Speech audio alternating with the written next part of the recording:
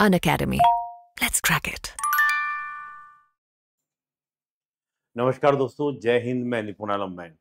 दोस्तों, आप जानते हैं कि कनाडा के साथ हमारे संबंधों में काफ़ी खटास आ गई है।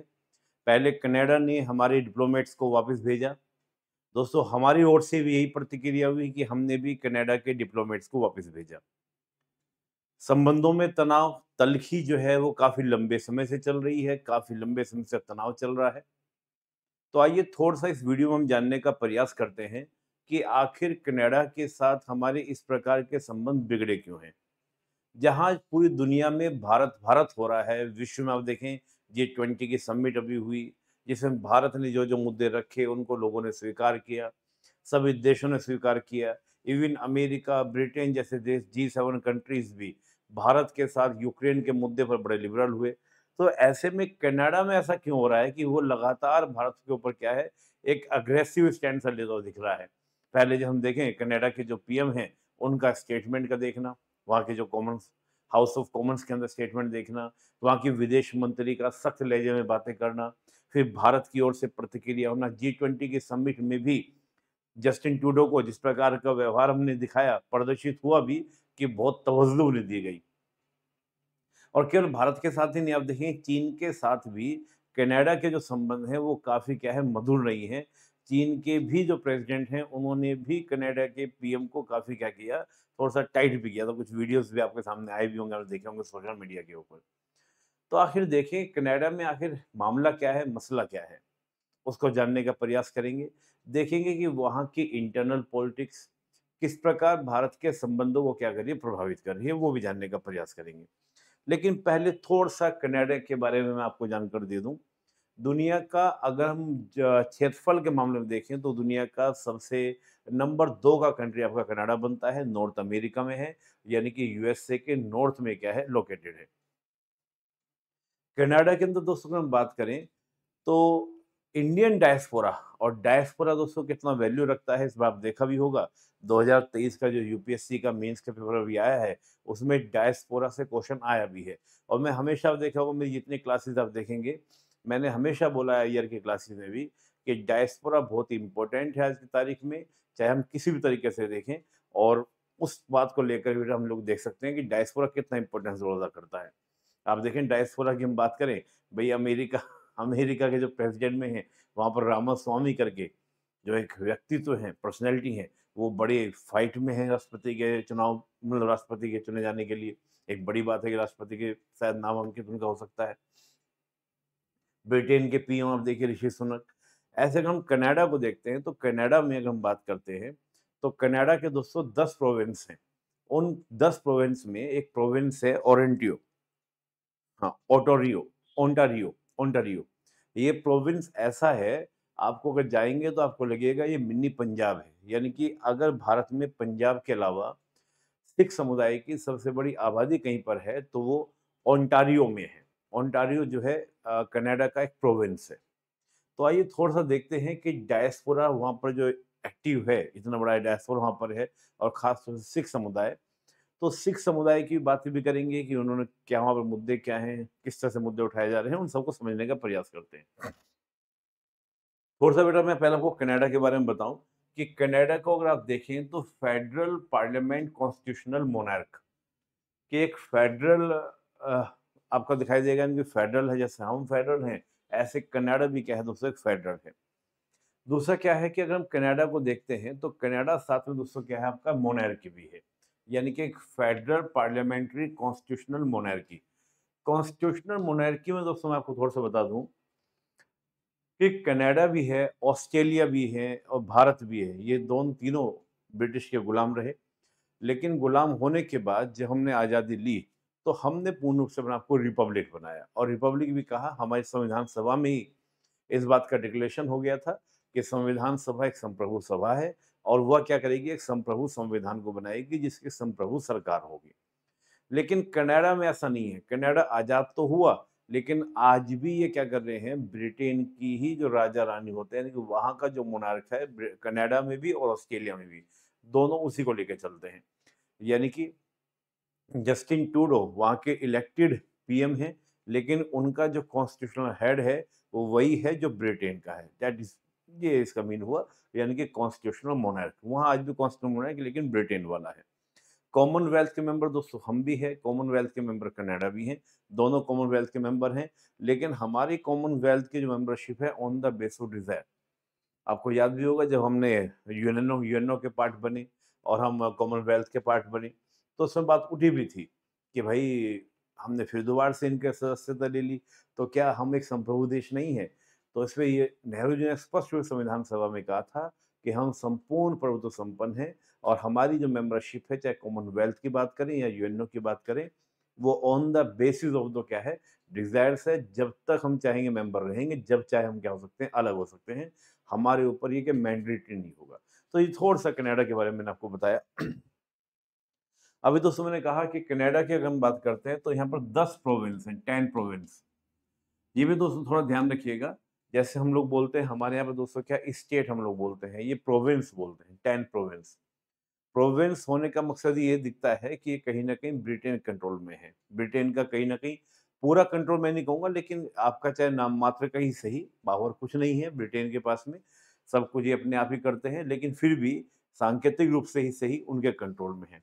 आप भी देखेंगे जब हम ब्रिटेन के गुलाम थे तो हम सबको पहले स्टेट नहीं कहा, जैसे आज हम यूपी, बिहार, महाराष्ट्र, गुजरात, आंध्र प्रदेश, राजस्थान, सबको हम क्या बोलते हैं? स्टेट बोलते हैं। लेकिन पहले क्या बोला जाता था? सबको प्रोविंस बोला जाता था। तो ये 10 प्रोविंस इनके यहाँ पर है। अब ये बड़ी कहानी है प्रोविंस और उसमें क्या अंतर होता है। वहाँ के दोस्तों पार्लियामेंट को देखें तो पार्लियामेंट के 2 हाउसेज़ हैं, एक सीनेट। अब देखिए सीनेट इनका अपर हाउस जैसा आपको अमेरिका में देखने को मिलेगा, और हाउस ऑफ कॉमन्स वो जो आपका ब्रिटेन के अंदर देखने को मिलेगा। यानी कि ब्रिटेन का हाउस ऑफ कॉमन्स ले लिया इन्होंने, और आपका अपर हाउस किसका ले लिया अपना? अमेरिका का ले लिया, सीनेट का ले लिया। दोस्तों अगर एरिया की बात करें, इनका ये एरिया है, पॉपुलेशन देखें तो तकरीबन 3 करोड़ 98 लाख, यानी करीब 4 करोड़ के आसपास इनकी क्या है, जनसंख्या है कनाडा की। कनाडा का दोस्तों जो अगर हम पार्लियामेंट यानी हाउस ऑफ कॉमन्स को देखेंगे, माजरा जो है कनाडा की पूरी पॉलिटिक्स का देखेंगे, इंटरनल पॉलिटिक्स का। कनाडा की जो गवर्नमेंट है दोस्तों, अगर हम देखें जो हाउस ऑफ कॉमन्स है उसकी 368 सीटें हैं, 338 सीटें वहाँ पर सीटें हैं। अब वही बात है कि सरकार बनाना है तो आपको क्या चाहिए? 1/2 प्लस चाहिए, यानी कि मेजॉरिटी चाहिए। अब मेजॉरिटी के लिए वहाँ पर जो पार्टी है, लिबरल पार्टी 150 है, जिसके जस्टिन ट्रूडो जिसके बने हुए हैं। अब 158 से मेजॉरिटी हमको मिलती नहीं, इनको मेजॉरिटी मिलती नहीं है। तो ये क्या करते हैं, एक दूसरी पार्टी है न्यू डेमोक्रेटिक पार्टी, 25 सीट इसके पास में है। उसका समर्थन लेकर क्या करते हैं, पावर में आते हैं, सरकार बनाते हैं।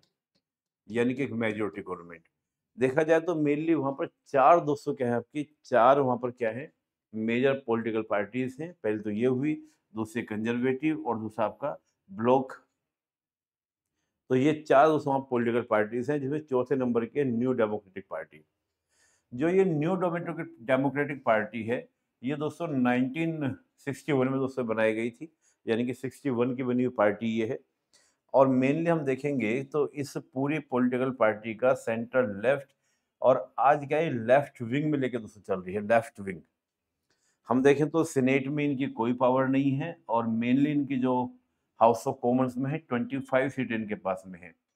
61 में दोस्तों ये पार्टी बनी थी, और इसका जो मेनली गढ़ है वो है ओंटारियो। ओंटारियो ओंटारियो जो दोस्तों वर्तमान में इसके जो लीडर हैं इस पार्टी के, वो है जगमीत सिंह, और ये 2017 में दोस्तों बने थे। यहाँ पे 2-3 चीज़ें जो मैंने मार्क करी उसको दोस्तों समझना ज़रूरी है। मैंने क्यों मार्क किया, वो ज़रूरी क्यों है समझना। मैंने एक तो यहाँ पे कहा लेफ्ट विंग और सेंटर लेफ्ट, ये पहले से इनका रहा, और इनके जो आइडियोलॉजी है सोशल डेमोक्रेसी और डेमोक्रेटिक सोशलिज्म। सोशलिज्म पर इनका पूरा फोकस है। और 2017 में जब बने तो इनको कहा गया कि माइनॉरिटी के, यानी कि माइनॉरिटी से इनको बनाया गया, और ये इसके लीडर बने। जब से दोस्तों 2017 से ये लीडर बने हैं, तभी से क्या दोस्तों समस्या हमको देखने को मिलेगी, भारत और कनाडा के संबंध में दोस्तों आपको देखने को मिलेगा 2017 से ही। 2017 में दोस्तों एक बड़ा बात ये हुई थी कि जगमीत सिंह के द्वारा ही लीडरशिप में जो वहाँ की ओरांटियो की जो वहाँ का आपका जो स्टेट का, यानी कि जो प्रोविंस का लेजिस्लेटिव असेंबली है, वहाँ पर एक प्रस्ताव पारित किया गया और उस प्रस्ताव में कहा गया कि 1984 में जो भारत के अंदर सिख दंगे हुए थे, ये एक जेनोसाइड थे, नरसंहार थे। उसके पक्ष में उन्होंने क्या किया था, वो प्रस्ताव वहाँ पर पारित कराया था। इस प्रस्ताव का पारित होना दोस्तों, ये दिखाता है कि भारत के साथ किस तरह के संबंध 2017 से ही जगमीत सिंह ने लेके चलने का प्रयास किया। जगमीत सिंह दोस्तों वो लीडर हैं, जो हमेशा प्रो खालिस्तानी बात करते रहते हैं, प्रो खालिस्तानी दूसरे क्या बातों को उठाते रहते हैं और प्रो तो दोस्तों हम देखें मेनली जो एनडीपी पार्टी है, तो गुरमीत सिंह जब से बने, तो इन्होंने दोस्तों आपका सॉरी जगमीत सिंह क्षमा चाहूंगा दोस्तों, जगमीत सिंह। तो जगमीत सिंह जब तक बने, एक्चुअली गुरमीत सिंह मेरे मित्र का नाम, मुझे वो टंग स्लिप कर गया। तो जगमीत सिंह जब बने, तो जगमीत सिंह के बनने के बाद से दोस्तों लगातार इन्होंने क्या किया है कि प्रो खालिस्तानी बातों को उठाते रहे और बहुत ज़्यादा मुद्दों को उठाते रहे। एक मैं यहाँ पे दोस्तों फैक्ट आपको देना चाहूँगा, जो पूरी दुनिया के अंदर एक ट्रेंड सा भी बना हुआ है कि जितनी भी आपकी लेफ्ट विंग पार्टीज़ हैं, तो लेफ्ट विंग जो पार्टीज़ आपको दिखने मिलेगी, यानी कि जो लेफ्ट विचारधारा को मानने वाली पार्टीज़ मिलेंगी, 90s के बाद से, यानी कि जब से यूएसएसआर कोलैप्स हुआ, यूएसएसआर का विघटन हुआ, तो जितनी भी आपको लेफ्ट विंग पार्टीज़ होंगी, इनका झुकाव ज़्यादा रहा है कि हम माइनॉरिटीज़ को क्या करें, अपने साथ जोड़ें, ताकि हमारा जो जनाधार है या हमारी जो आइडियोलॉजी है, वो किसी तरीके से भी जीवित रहे। तो उस संदर्भ में भी इस बात को देखा जाता है कि 2017 में जगमीत सिंह को जो बनाया गया, वो उसी मकसद से, उसी मोटिव से बनाया गया कि ताकि माइनॉरिटीज़ के अंदर हमारा क्या एक अच्छा खासा पकड़ बने रहे। तो हाँ, दोस्तों मैंने बताया आपको। दोस्तों जो विवाद शुरू होता है, ये विवाद शुरू होता है, एक आतंकी हैं हरदीप सिंह निज्जर, जो खालिस्तान टाइगर फोर्स केटीएफ का क्या दोस्तों चीफ है और वर्ल्ड सिख ऑर्गेनाइजेशन ने भी दोस्तों क्या इनको समर्थन किया है। ये निज्जर जो है दोस्तों पिछले दिनों ये मारे गए, एक गुरुद्वारे से बाहर निकले थे, तो इनकी जो गाड़ी थी, उसी गाड़ी के अंदर इनके ऊपर गोलियां चली और गोलियों से क्या ये मारे गए। ऐसे बहुत सारे जो लीडर हैं खालिस्तान मूवमेंट को जो बढ़ाने वाले लोग हैं, चाहे वो पाकिस्तान के अंदर मारे गए हों, जगह-जगह मारे गए हैं।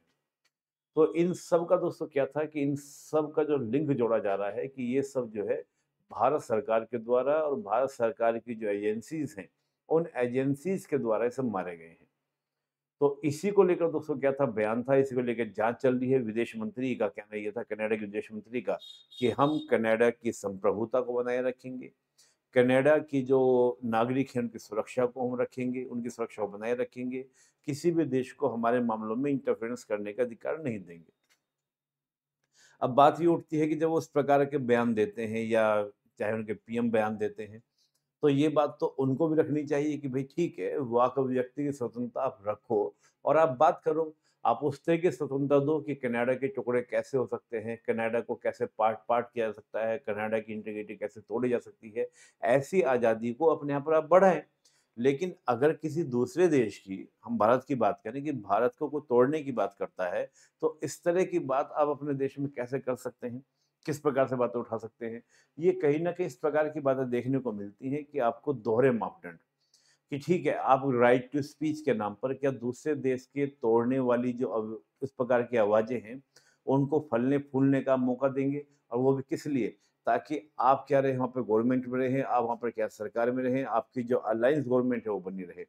तो उस तरह की आवाज़ को देखा जा रहा है कि जो ये आवाज़ है कहीं न कहीं जस्टिन ट्रूडो अपनी सरकार को बचाने के लिए इस प्रकार की आवाज़ों को दोस्तों क्या कर रहे हैं, बना के चल रहे हैं। लेकिन क्या बात ये मानेंगे कि कनाडा का पूरा अगर हम कनाडा की हम बात करते हैं, तो कनाडा पूरा हमारे देश के खिलाफ है या हमारे देश के खिलाफ ऐसा बोलता है? नहीं, ऐसा नहीं है। क्योंकि मैंने कहा 10 प्रोविंस वहाँ पर हैं, आप 1 और 2, एक तो भी मैंने आपको ओरंटियो का एग्ज़ाम्पल दिया। इसके अलावा एक मैं नाम मिस कर रहा हूँ, वो प्रोविंस और है, वहाँ भी थोड़ा-सा क्या है कि आपको ऐसा प्रभाव देखने को मिलेगा। बाकी 8 के अगर आप उनके वहाँ के जो लेजिस्लेटिव असेंबली को देखें, तो उन्होंने बल्कि आलोचना की है। आलोचना किस बात की है कि जिस प्रकार से कनाडा जो है, भारत के साथ संबंध खराब कर रहे हैं, ये कहीं न कहीं कनाडा के लिए लंबे समय के लिए क्या होंगे, संबंध बिगाड़ने वाले होंगे, लंबे समय के लिए संबंध खराब करने वाले होंगे। और ये बेटर नहीं होगा, ये किसके लिए? कनाडा के लिए अच्छी स्थिति नहीं होगी। कनाडा के भविष्य के लिए बात क्या होगी? खराब होगी। इस प्रकार के स्टेटमेंट दिए हैं। अब ये दोस्तों कनाडा के साथ भारत का फ्री ट्रेड एग्रीमेंट भी होने वाला था। उस फ्री ट्रेड एग्रीमेंट को लेकर भी बातें अब क्या अटक सी गई हैं। कोशिश ये थी कि इस साल 200 पास हो जाना था, इस साल ये पास हो जाना था, लेकिन अब ये भी क्या है, ठंडे बस्ते में चला गया है। कनाडा की ओर से भी बहुत इसमें गर्मजोशी अब नहीं दिखने को मिल रही है। भारत की ओर से डेफ़िनेटली दिखाई दिखाई देगी, जब उधर से क्रियाएँ होंगी तो उधर से प्रतिक्रियाएँ होंगी। तो कुल मिला के देखिए तो कनाडा के साथ हमारे संबंध अब क्या खराब हो रहे हैं। लेकिन क्या ये आगे भी चलते रहेंगे? देखिए दोस्तों, आगे की मैं बात तो नहीं कहूँगा, लेकिन एक बार थोड़ा-सा मैं आपको भारत और कनाडा के संबंध में एक बार को थोड़ा-सा हम आज़ादी के बाद से संबंधों को लें। कुछ लोगों का कहना ये भी है कि जस्टिन ट्रूडो वहाँ से हट जाएँ, तो संबंध बेटर हो जाएँगे। लेकिन मैं थोड़ा-सा 2-3 बातें यहाँ पे कहूँगा कि आखिर थोड़ा-सा हम अगर इतिहास में जाके देखेंगे, हिस्ट्री में जाके देखेंगे, तो वहाँ से हमको कुछ बीज निकल कर दिखाई देंगे, कुछ स्पष्ट चीज़ें क्लियर होंगी। हम देखें कि आज़ादी के बाद जो भारत और कनाडा के संबंध रहे, वो संबंध रहे कि जो असैन्य परमाणु प्रौद्योगिकी है, उसके आपस में हस्तांतरण को लेकर क्या रहे, संबंध के बनने के निर्माण की प्रक्रिया शुरुआत हुई थी। यानी कि आज़ादी के बाद कनाडा एक बड़ा सहयोगी था, जो भारत के असैन्य असैन्य जो परमाणु प्रौद्योगिकी उसको डेवलप कराने में सबसे बड़ा अग्रणी देश था। लेकिन जब 1974 में हमने पहला न्यूक्लियर टेस्ट किया, तो इसको कनाडा ने विश्वासघातक का नाम दिया था कि हमारे साथ क्या किया है, भारत ने विश्वासघात किया है, हमसे बातें कुछ और की गई थी और हमसे विश्वासघात किया। तो यानी कि संबंध तो आप देखें 74 में, फिर 80s में आप देखें, 80s में जब भारत में खालिस्तान मूवमेंट शुरू होता है, तो दोस्तों कनाडा ने अपने आप को ओपन कर दिया। कि जितने भी खालिस्तानी हैं वो चाहे कनाडा में आएँ और कनाडा में आके क्या कर सकते हैं, मूवमेंट को चला सकते हैं, जिसने भी भारत और कनाडा के संबंधों को दोस्तों खराब किया। इसमें एक बड़ी घटना ये भी हुई थी, कनाडा बेस्ड जो खालिस्तानी चरमपंथी हैं, उन्होंने 1985 में एक कनिष्का फ्लाइट करके दोस्तों, जो नई दिल्ली से लंदन जा रही थी, उसका हाईजैक किया और करीब 329 लोग दोस्तों उसमें मारे गए। तब और ज़्यादा संबंध खराब हुए। लेकिन संबंधों में फिर दोबारा से थोड़ा-सा पुनर्जीवन हुआ 90 में, 90s में जब एलपीजी आया, लिबरलाइज़ेशन, प्राइवेटाइज़ेशन, ग्लोबलाइज़ेशन आपका प्रारंभ हुआ। लेकिन फिर वो संबंध दोस्तों खराब हो गए, 98 में जब हमने दोबारा एटॉमिक टेस्ट किया, फिर संबंध खराब हुए। और 2017 में तो जो अभी मैंने आपको बताया कि वहाँ पर जो ओंटारियो, जो वहाँ के लेजिस्लेटिव असेंबली है, उसने 2017 में प्रस्ताव पारित किया, तो वो नरसंहार हुआ 1984 में, तो इसने संबंधों को दोस्तों क्या किया, खराब किया। लेकिन हम उसके बाद भी देखें, तो आप देखें कि स्टार्टिंग से ही भारत और कनाडा के संबंधों में उतार-चढ़ाव रहा और कहीं न कहीं आप देखेंगे जो खालिस्तानी चरमपंथी हैं, वो फैक्टर क्या रहा, विद्यमान रहा। अब हम बात करें 1980 में तो जस्टिन ट्रूडो नहीं थे, जस्टिन ट्रूडो तो नहीं थे, तो फिर आज हम बात करें जस्टिन ट्रूडो चले जाएँगे तो संबंध बहुत अच्छे हो जाएँगे। बात उठती है कि इसमें अमेरिका की भूमिका, क्योंकि अमेरिका के नॉर्थ में कनाडा है और मैं बिल्कुल नहीं मानने को तैयार हूँ कि अमेरिका की अनुमति के बगैर, क्योंकि जस्टिन ट्रूडो ने इस बात को बोला भी है कि मैंने अमेरिका के प्रेसिडेंट को ये पूरी जानकारी भी दी है कि भारत का इसमें हाथ भी है। हालाँकि बात ये है कि अब तक सबूत उनके पास कोई नहीं है, वो कुछ भी बयानबाज़ी चल रही है। भारत सरकार ने उन सारी बातों को डिनाई कर दिया कि हमारा कोई हाथ नहीं है। बल्कि भारत सरकार ने तो ये तक कह दिया और ये बात सही भी है कि कनाडा के अंदर अपनी एक माफिया, वहाँ पर अपनी इंटरनल भी एक राइवलरी होती है, वो चलती रहती है। मैंने एक पुरानी मूवी देखी थी, आपको याद होगा, अक्षय कुमार की एक मूवी थी, शायद सिंह इज़ ब्लिंग मूवी का नाम था शायद, जहाँ तक मुझे याद आ रहा है, कन्फर्म तो मुझे याद नहीं। वहाँ भी दिखाया गया था कि किस प्रकार वहाँ पर जाकर जाकर लोग क्या अपना माफिया चलाते हैं, चाहे वो ड्रग्स का लेकर हो और सेक्टर और चीज़ों को लेकर हो, उनके आपस में भी क्या एक राइवलरी चलती रहती है, जग जाहिर है। और यही बात भारत सरकार की ओर से अभी बोली भी गई है कि वहाँ की अपनी राइवलरी में ये सब चीज़ें हो रही हैं। हमको इस पे आप एलिगेशन डालें, हमारे ऊपर इस तरह की बातें ना रखें और हम तो रूल ऑफ लॉ को मानने वाले लोग हैं, लोकतंत्र में हमारी आस्था है, उसको लेके चलते हैं। लेकिन चलिए खैर ये तो आरोप-प्रत्यारोप है, लेकिन बात ये है कि कनाडा वे किसी की भी धरती पर अगर किसी दूसरे देश को तोड़ने की बातें होंगी, तो राइट टू स्पीच के नाम पर ये बात तो स्वीकार्य नहीं होगी, स्वीकार होनी भी नहीं चाहिए कि आप उसको तोड़ने की बातें करेंगे। तो अगर करनी तोड़ने की बात तो अपने आप को तोड़ने की बात करो कि कनाडा के टुकड़े कैसे हो सकते हैं? कनाडा के हितों में कोई दिक्कत आती है तो फिर आप एकदम से खड़े हो जाते हैं। ये बात वैसी ही है। भाई रशिया के टुकड़े हुए, तो तब आप सब लोगों ने मिलकर किए, तब तो कुछ नहीं आपने बोला। तब तो आप कह रहे हैं कि कोई इश्यू नहीं है। आज रशिया अगर अपने टुकड़े को मिलाने का प्रयास कर रहा है, तो आप उसमें हाय तौबा मचाए हुए हैं। तो ये थोड़ा-थोड़ा आपको दिखाई देगा जो G7 कंट्रीज़ हैं उनके दोहरे मापदंड डेमोक्रेसी को लेकर, ह्यूमन राइट्स को लेकर, रूल ऑफ लॉ को लेकर हर चीज़ को आपको देखने को मिलेंगे और ये रवैया अमेरिका से कहीं न कहीं प्रेरित है। मैं यहाँ पर अमेरिका के एंगल की बात क्यों कर रहा हूँ? देखिए, अमेरिका के साथ बड़ी बात क्या है कि अमेरिका एक कैपिटलिस्ट स्टेट है और कैपिटलिस्ट स्टेट दोस्तों क्या है कि कहीं कभी किसी का सगा नहीं होता। कहते हैं ना कि अमेरिका किसी का सगा नहीं और यहाँ कौन है ऐसा जिसको अमेरिका ने ठगा नहीं, वो वाली कहानी की मैं बात को बोलता हूँ। तो अमेरिका हमारा सगा भी नहीं है क्योंकि 71 में ये पाकिस्तान के साथ खड़ा था। आज हालात कुछ ऐसे बने हैं कि चीन को काउंटर करने के लिए अमेरिका हमारे साथ खड़ा है और कल को जिस तरह से भारत का दोस्तों जो उत्थान है, भारत जिस प्रकार से बढ़ रहा है, तो अमेरिका को हमेशा ही टेंशन रहती है कि अगर हमने चीन को काउंटर कर भी दिया तो भारत हमारे सामने खड़ा होगा क्योंकि भारत के अंदर पूरी क्या है, एक क्षमता है आगे आने की, एक कैपेसिटी है आगे आने की, क्षमता पूरी ज़्यादा है। एक स्टेट है जो लगातार तरक्की कर रहा है, इसको अमेरिका ग्लोबल स्विंग स्टेट भी कहता है कि स्विंग स्टेट है, जिसके अंदर आगे बढ़ने के, लेकिन वो बात अलग है कि भारत ने एक डेमोक्रेटिक वैल्यूज़ के साथ बढ़ने का प्रयास किया है। लेकिन अमेरिका हमेशा रहता है। क्यों? अमेरिका भारत के साथ जब बात करता है, तो अमेरिका चाहता है कि भारत मेरा पिछलग्गू बने, पिछलग्गू बने। जबकि भारत कहता है कि नहीं भाई पिछलग्गू नहीं बनेंगे, हम तो आपसे क्या करेंगे, एक इक्वल स्टेटस पे बात करेंगे। इक्वल स्टेटस हम लोग लेके चलेंगे। लेकिन अमेरिका इस बात को लेके चलने को तैयार नहीं है। और हमने पिछले दिनों देखा जब रूस और यूक्रेन फाइट हुई, तो अमेरिका, G7 कंट्रीज़ जितने हैं, इन सब ने भारत पर पूरा दबाव डाला कि बोलो कि रशिया ने ऐसा किया है, रशिया ने आक्रमण किया है, रशिया एक आपका इन्वेसर कंट्री है, लेकिन भारत मानने को तैयार नहीं हुआ, एक्सेप्ट नहीं किया। तो अमेरिका को कहीं न कहीं लगता है कि भारत कभी हमारे कंट्रोल में नहीं आएगा, तो कुछ न कुछ ऐसे मुद्दे हमारे पास होने चाहिए कि जिससे हम भारत को कल को क्या कर सकें, कुछ बार्गेनिंग पॉइंट्स पर ला सकें, बार्गेनिंग मंच पर ला सकें। चाहे वो पाकिस्तान का मुद्दा रहे ज़िंदा, चाहे वो आपका खालिस्तान का नया मुद्दा बना रहे, कोई ना कोई मुद्दे हों जिससे हम इंडिया से क्या कर सकें, बार्गेनिंग कर सकें। क्योंकि ये मुद्दा चल रहा है, कल को अमेरिका कह सकता है इसमें कनाडा की बात को लेकर कि लाओ हम बैठ के तुम्हारी बातों को सुलझा दें और सुलझाएँगे तो भारत को कल को बात होगी तो अमेरिका कहेगा देखो तुम्हारा वो मुद्दा मैंने सुलझाया था, अब तुम हमारी ये बात बोलो। तो ये होता है अंतर्राष्ट्रीय संबंध जो होते हैं, वो गिव एंड टेक पर चलते हैं, यहाँ कोई आपके इमोशंस मैटर नहीं करते। यहाँ पर हर देश अपने राष्ट्रीय हितों को साधने के लिए किसी भी तरीके से गिव एंड टेक की पॉलिसीज़ को लेके चलता है। ये अंतर्राष्ट्रीय संबंधों का प्रकृति है, नेचर है, ऐसे ही चलते हैं।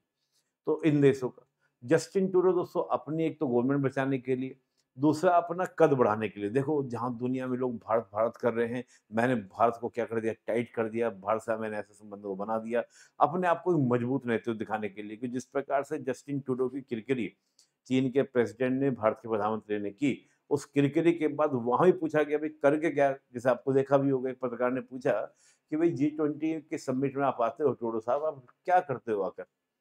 क्या है आपका एजेंडा? आपका देश क्या देना चाह रहा है दुनिया को?" तो कोई लपड़-लपड़ के वो एक सिंपल सी भाषा में करे, जुगाली करे और चले गए वापस। कोई मुद्दा नहीं, कुछ नहीं। तो बात है कि उनका जो कद था वो अपनी ही देश की पॉलिटिक्स के अंदर, वर्ल्ड की पॉलिटिक्स के अंदर भी काफ़ी कम, बहुत धीमा, क्योंकि चीन के प्रेसिडेंट की तुमसे क्या बात करें, तुमसे कोई बात करते हैं, तुम उन बातों को पब्लिकली लीक कर देते हो, तो तुमसे किस मुद्दे पे हम बात करें, कैसे बात करें? तो इस तरह की बात चाइना के प्रेसिडेंट ने भी बोली। तो यहाँ अगर वो इस प्रकार का स्टैंड लेते हैं, थोड़ा एग्रेशन दिखाते हैं, तो दिखाना चाहते हैं कि मैं एक मजबूत व्यक्तित्व हूँ और मैं ऐसी बातें कर सकता हूँ।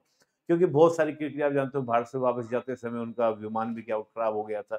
तो कई मुद्दों को लेकर कि उनका देश भी उनको बहुत सीरियसली लेता नहीं है। एक्चुअलिटी में बात ये है। तो उस तरह की बात को देखते हुए दोस्तों इस प्रकार के उन्होंने स्टेप को लिया। अब हम बात करें तो संबंध प्रभाव क्या पड़ेगा? अब देखिए जिस प्रकार से अगर हम भारत और कनाडा के संबंधों को देखें तो 2022 में दोस्तों 10वां हमारा ट्रेडिंग पार्टनर कनाडा बन गया था, 10वां ट्रेडिंग पार्टनर। 2022-23 में देखें तो भारत ने कनाडा को करीब 4 अरब डॉलर का सामान निर्यात किया, कनाडा ने भारत से करीब इतना ही डॉलर सामान निर्यात किया। हम देखें तो 55 अरब डॉलर के निवेश किए हैं, डायरेक्ट इन्वेस्टमेंट हम देखें तो 2000 से लेकर अब तक 4 अरब का कनाडा से हो चुका है। करीब 600 कंपनियाँ कनाडा की भारत में काम कर रही हैं। 1000 कंपनियाँ दोस्तों क्या कर रही है वहाँ पर क्या कर रही है, करीब 1000 कंपनियाँ हैं कनाडा की जो भारत में कि हम कैसे भारत में कारोबार कर सकते हैं, उसके संभावनाएँ तलाश रही हैं। बहुत सारे प्रोडक्ट हैं जो भारतीय कंपनियाँ कनाडा में दोस्तों क्या करती हैं, भेजती हैं। हम देखें जैसे आईटी, सॉफ्टवेयर ये सब जो है दोस्तों भारत की ओर से जाता है सॉरी कनाडा से आता है। ये सब भारत से कनाडा को निर्यात, आभूषण ये सब एरिया जो है भारत से कनाडा की ओर जाता है। तो काफ़ी ज़्यादा दोस्तों दोनों देशों के बीच में व्यापार है, ट्रेड है, उसको कहीं न कहीं ठेस पहुँचेगी। और एक और बड़ा मुद्दा है कि बहुत बड़ी मात्रा में अगर हम पूरी दुनिया में देखें तो भारतीय इंडियन स्टूडेंट्स जो हैं, वो पढ़ने के लिए कनाडा में जाते हैं। तो ये भी एक पॉसिबिलिटीज़ बन सकती है क्योंकि भारत सरकार लगातार इस बात को बढ़ावा दे रही है कि आप और देशों में जाएँ, चाहे यूएई में पढ़ने के लिए जाएँ, यूएसए में जाएँ, क्यों कनाडा क्यों जाना है? हालाँकि कनाडा ने बहुत सारी अपनी जो इमिग्रेशन पॉलिसीज़ हैं, वो बहुत ही लूज़ की हैं, आप देखते भी होंगे। लगातार एडवर्टाइज़मेंट वगैरह भी सोशल मीडिया पे खूब आता है, कनाडा में आए, कनाडा में आए। तो उनके कारण कनाडा एक फर्स्ट चॉइस बन जाते हैं इंडियन स्टूडेंट्स की। लेकिन ये संबंध खराब होकर उस पर भी प्रभाव पड़ेगा और ये कनाडा के लिए भी अच्छा नहीं होगा क्योंकि जब इतने स्टूडेंट्स वहाँ पर जाते हैं, तो उनके कॉलेज हैं, स्कूल हैं, वहाँ पे फीस जमा करते हैं, वहाँ पे रहते हैं, तो उनका एक अच्छा खासा क्या दोस्तों रेवेन्यू जनरेट होता है। तो लिहाजा जस्टिन ट्रूडो और मैं ये कहूँगा कि आज के दौर में भारत को डिनाइन कर कर ये बेटर सिचुएशन नहीं है जिस प्रकार का आज दुनिया चल रही है क्योंकि कोविड-19 के बाद जिस प्रकार का वर्ल्ड ऑर्डर बन रहा है, उस वर्ल्ड ऑर्डर में अगर कनाडा ऐसे स्टेप ले रहा है, तो ये दूरगामी कनाडा के लिए क्या बेटर सिचुएशन नहीं होगी। लिहाजा आगे देखना होगा कि ये संबंध किस ओर बढ़ते हैं, आगे कैसे चीज़ें बढ़ती हैं और किस प्रकार का रवैया रहने वाला है। तो इस वीडियो में इतना ही। दोस्तों अनअकैडमी से अगर आपको कोई भी कोर्स परचेज़ करना है, तो आप इस कोड का दोस्तों यूज़ करें निपुण A10 निपुण A10 कोड का दोस्तों यूज़ करें और इंडियन पॉलिटी निपुण A10 कोड को आप यूज़ करें। आप इस कोड को यूज़ करेंगे तो आपको काफ़ी ज़्यादा डिस्काउंट मिलेंगे। और दोस्तों मैं Indian polity, international relation, internal security, ऐसे एथिक्स और सोशल जस्टिस ये टॉपिक दोस्तों मैं लेता हूँ। तो आपको अगर ये टॉपिक पढ़ने हैं मुझसे तो आप आएँ और मेरे साथ जुड़ें। बहुत धन्यवाद। जय हिंद।